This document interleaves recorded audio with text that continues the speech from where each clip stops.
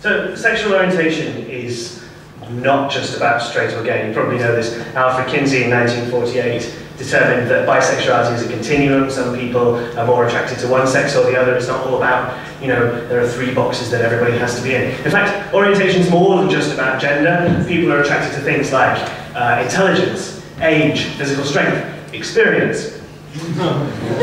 Society actually, however, imposes lots and lots of norms on people. And this, for example, is a Google search for happy couple.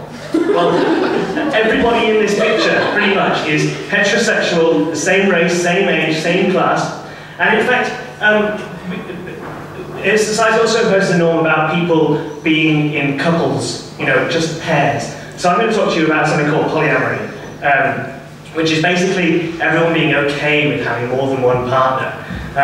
It's a pretty loose definition, and there's a lot of different things. It means a lot of different things to a lot of different people. Now, you know, much like Emily, I'm not going to try and push a poly agenda on you. This is not. It's not better than monogamy. It's not the new society. You know, it's just different. Some people are better suited to monogamous relationships. Some people are better suited to polyamorous relationships. Let's talk about myths. It's not like historical polygamy.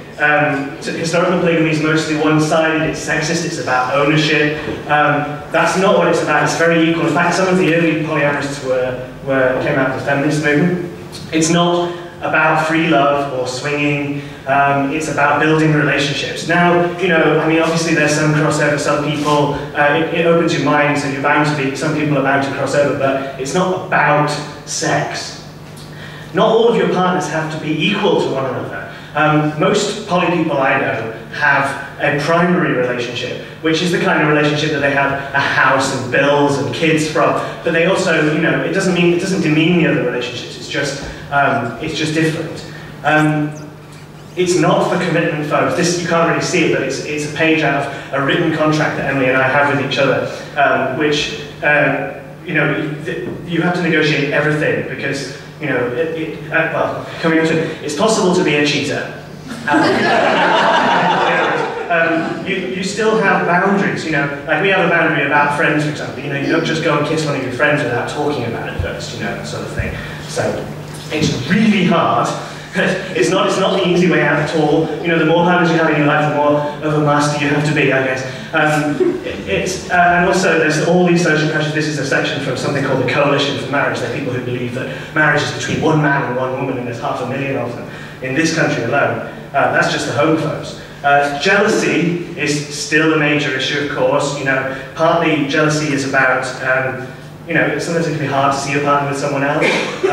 Sometimes it's just a socialized, learned behavior, but then you can't see the word, unfortunately. But something called compersion is the opposite of jealousy. It's like a happy, loving or excited feeling about your partner enjoying time with someone else. And I know that that's real. I felt it on many, many occasions. One of the other great things about poly is that you can be a jack of all trades.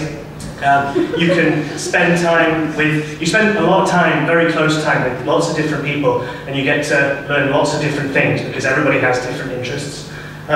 Every relationship has gaps. You know, this is really obvious for bisexual people who, you know, they can't be with both sexes if they're in a monogamous relationship. In my case, I like violent movies, Emily doesn't like violent movies, so, you know, I can go on a date with someone else who does. I can go to the cinema and see one.